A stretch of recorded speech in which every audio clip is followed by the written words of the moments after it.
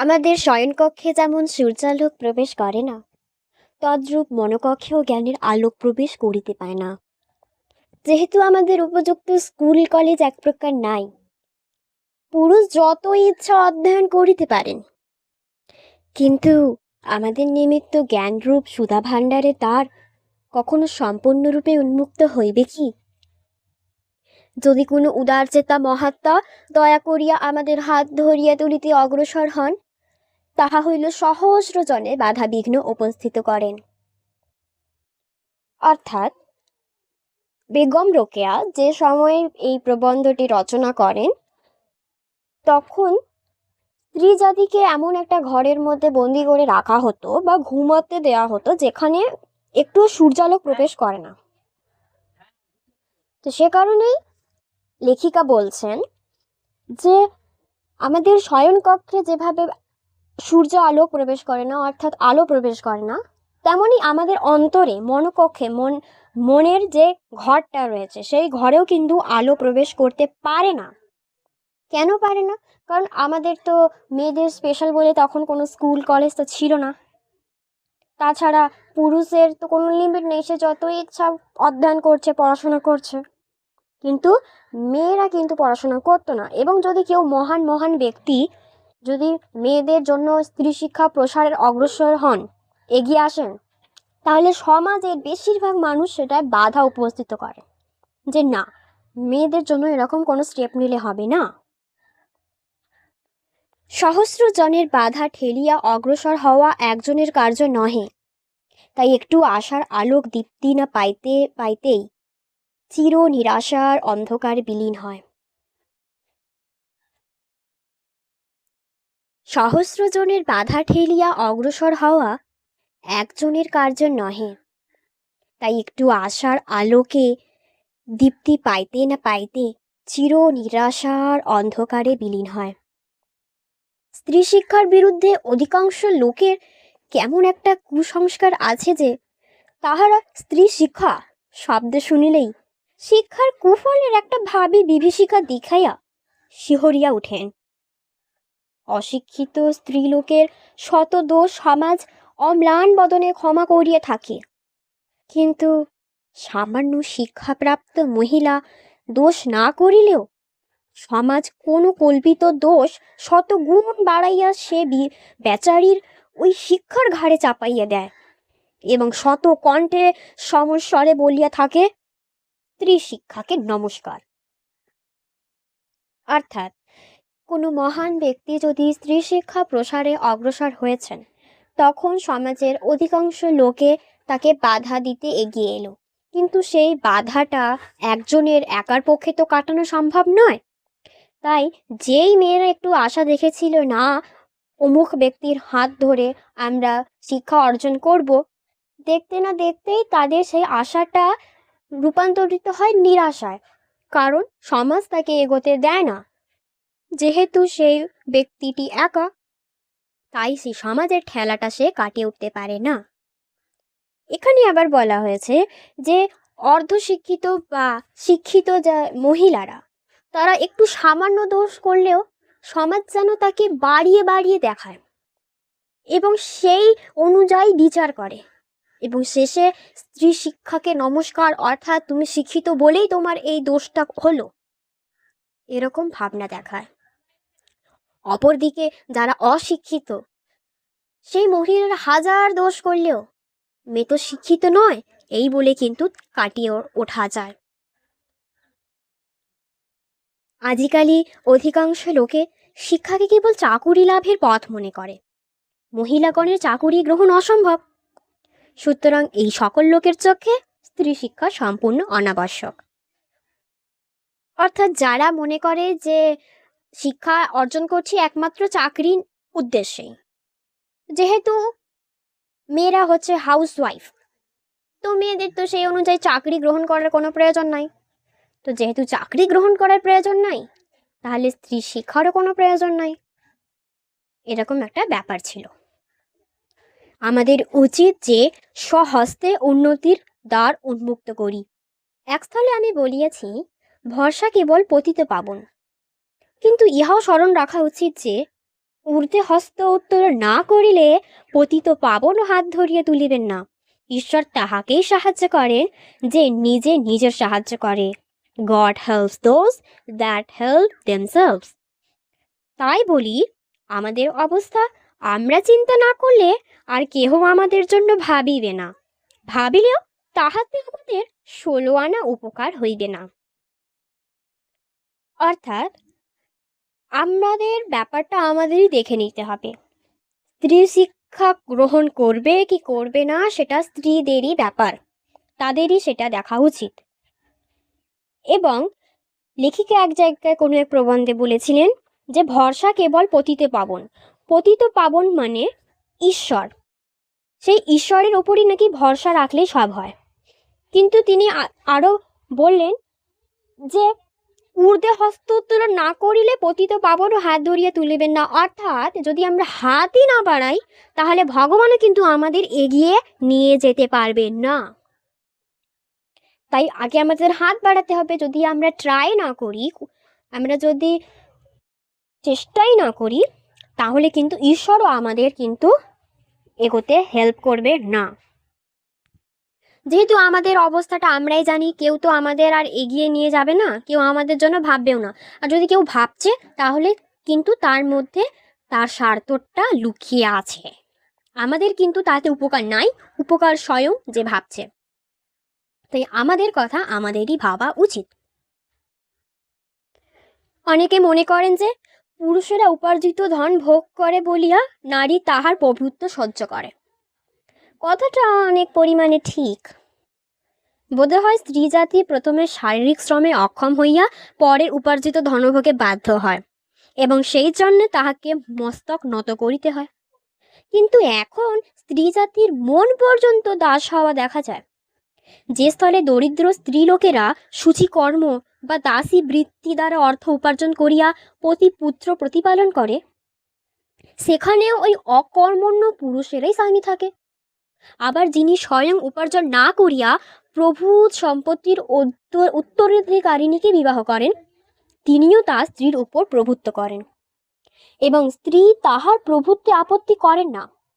ইহার কারণ এই যে বহুকাল হইতে নারী হৃদয়ের উচ্চ বৃত্তি অঙ্কুরে বিনষ্ট হওয়ায় নারীর অন্তর, বাহির, মস্তিষ্ক, হৃদয় সবই দাসী হইয়া পড়িয়াছে। এখন আর আমাদের স্বাধীনতা, অযশিতা বলিয়া কোনো বস্তু নাই এবং তাহা লাভ করিবার প্রবৃত্তি পর্যন্ত লক্ষিত হয় না। অর্থাৎ আমরা অশিক্ষিত, এর পেছনে একটা বড় কারণ হচ্ছে যে আমরা ইনকাম করি না, আমরা সেজন্য অবহেলিত। আমরা ইনকাম করি না সেজন্য আমরা পুরুষদের প্রভুত্ব সহ্য করি, পুরুষরা যা বলে তাই করি, তাই শুনি। যদি আমরা ইনকাম করতাম, উপার্জন করতাম, তাহলে কিন্তু এরকম হতো না। কিন্তু লেখিকা বলছেন এরকম তো নয়। কারণ যেখানে পুরুষরা অকর্মণ্য থাকে, কাজ করে না, তখন স্ত্রীরা কি করে না বাড়ি বাড়ি গিয়ে দাসী বৃত্তি কাজ করে। লোকের বাড়ি কেউ বাসন ধোয়, কেউ ঝাড়ু দেয়। তো এই কাজগুলো করিয়া সে অর্থ উপার্জন করে এবং সেই অর্থ দিয়ে তার পতি এবং পুত্র, ছেলে, হাজব্যান্ড সবাইকে কিন্তু দেখে, প্রতিপালন করে।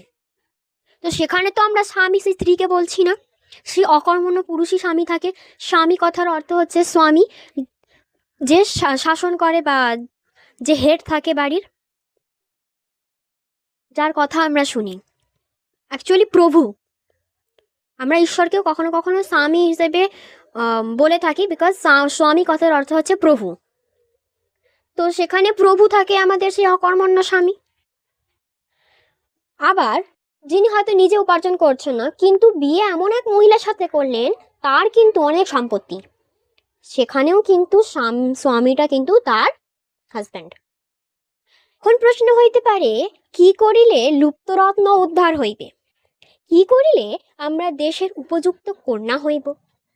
প্রথমত সাংসারিক জীবনের পথে পুরুষের পাশাপাশি চলিবার ইচ্ছা অথবা দৃঢ় সংকল্প আবশ্যক, এবং আমরা যে গোলাম জাতি নই এই কথায় বিশ্বাস স্থাপন করিতে হইবে।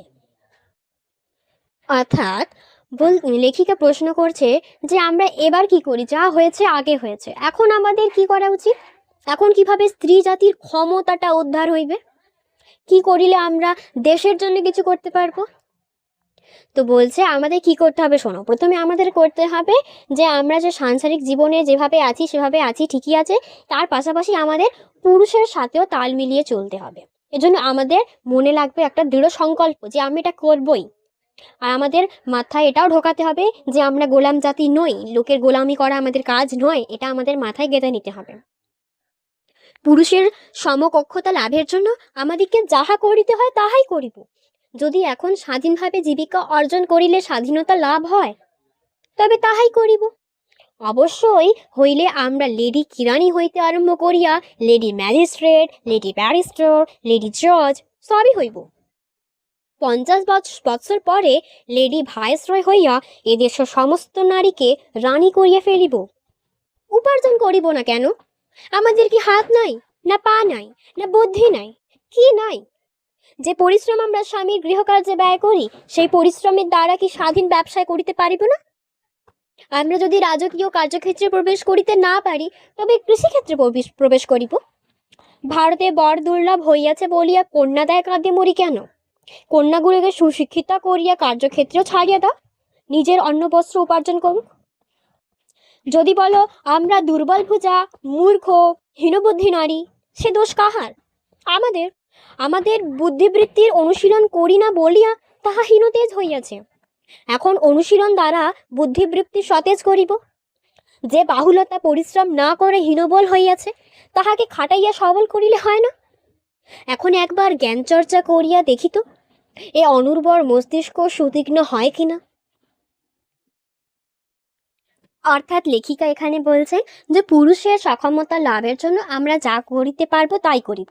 আচ্ছা, লেখিকার এই স্বপ্নটা কিন্তু বাস্তবে আমরা অনেকটাই দেখতে পাচ্ছি যে মেয়েরা কোথায় নেই।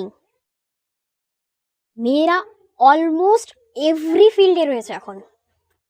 প্লেন চালানো থেকে শুরু করে, এয়ার হোস্টেস থেকে শুরু করে, ট্রেন থেকে চালানো থেকে শুরু করে, লেডি জাজ, লেডি লয়ার, সবই। আই থিঙ্ক এখানে লেখিকার স্বপ্ন হাফ তো পুরো হয়ে গেছে। বলছে আমরা কেন ইনকাম করতে পারবো না? আমাদের কি হাত পা নেই, না আমাদের বুদ্ধি নেই? বুদ্ধির কথা একটা কথা মনে পড়ে যে এখন নেট, জিআরএফ, নিট, এত বড় বড় এক্সামে আমি সেকেন্ডে দেখছি ছেলেদের নাম, ফার্স্টে মেয়েদের নাম। যারা ফার্স্ট র্যাঙ্ক করছে তারা মেয়ে। ওকে, তো এখানে আই থিঙ্ক লেখিকার অলমোস্ট একটা স্বপ্নটা পূরণ করতে পেরেছে আমাদের স্ত্রী জাতি। আরও করুক। ওকে, পরিশেষে বলি আমরা সমাজেরই অর্ধ অঙ্গ। আমরা পড়িয়া থাকিলে সমাজ উঠিবে কি রূপে? কোনো ব্যক্তির এক পা বাঁধিয়ে রাখিলে সে খোঁড়াইয়া খোঁড়াইয়া কত দূর চলিবে? পুরুষের স্বার্থ আমাদের স্বার্থ ভিন্ন নহে, একই। তাহাদের জীবনের উদ্দেশ্য বা লক্ষ্য যাহা, আমাদের লক্ষ্যও তাই। শিশুর জন্য পিতা মাতা উভয়েরই সমান দরকার। কি আধ্যাত্মিক জগতে, কি সাংসারিক জীবনের পথে সপত্র আমরা যাহাতে তাহাদের পাশাপাশি চলিতে পারি, আমাদের এরূপ গুণের আবশ্যক। প্রথমত উন্নতির পথে তাহারা দ্রুত বেগে অগ্রসর হইলেন, আমরা পশ্চাতে পড়িয়া রইলাম। এখন তাহারা উন্নতি রাজ্যে গিয়ে দেখিতেছেন সেখানে তাহাদের সঙ্গিনী নাই বলিয়া তাহারা একাকী হইয়া আছেন, তাই আবার ফিরাইয়া দাঁড়াইতে বাধ্য হইতেছেন। এবং জগতের যে সকল সমাজের পুরুষেরা সঙ্গিনীর শহর অগ্রসর হইতেছেন, তাহারা উন্নতির চরম সীমায় উপনীত হইতে চলিয়াছেন। আমাদের উচিত যে তাহাদের সংসারের এক গুরুতর বোঝা বিশেষ না হইয়া আমরা সহচরী, সহকর্মিনী, সহধর্মিনী ইত্যাদি হইয়া তাহাদের সহায়তা করি। আমরা অকর্মণ্য পুতুল জীবন বহন করিবার জন্য সৃষ্ট হয় নাই, এ কথা নিশ্চিত। আচ্ছা, এটাকে একটা ভালো এক্সাম্পল নিয়ে বোঝা যাক, ভারত এবং আমেরিকা। আচ্ছা, আমেরিকায় আমরা প্রথম থেকেই দেখছি যে ওখানে মেয়ে এবং ছেলে নির্বিশেষে কাজকর্ম হয়ে রয়েছে। আচ্ছা, আমেরিকা নাকি আমাদের থেকে 50 বছর এগিয়ে রয়েছে। আমরা এখন যা করব আমেরিকা নাকি 50 বছর আগেই করে নিয়েছে। তো সেই হিসেবে দেখলে তারা উন্নতির চরম সীমায় চলে গিয়েছে। এবার আমাদের পালা, আমাদেরও করতে হবে। তো আমাদের এই করতে গেলে কি করতে হবে না, আমাদের পুরুষদের কি হতে হবে, তাদের বোঝা আমরা হব না, আমরা হব সহচরী, সাথে চলবো, সহকর্মিনী। পুরুষ যা করবে আমরাও করব। সহধর্মিনী, অর্থাৎ পুরুষের যে ধর্ম আমারও কিন্তু সেই ধর্ম। ওকে। আশা করি বোঝা গেছে। এরকমই প্রবন্ধের জন্য দেখতে থাকুন সিসিএফ স্টাডি স্কোপ। দেখা হবে আবার নেক্সট ভিডিওতে। Thank you for watching.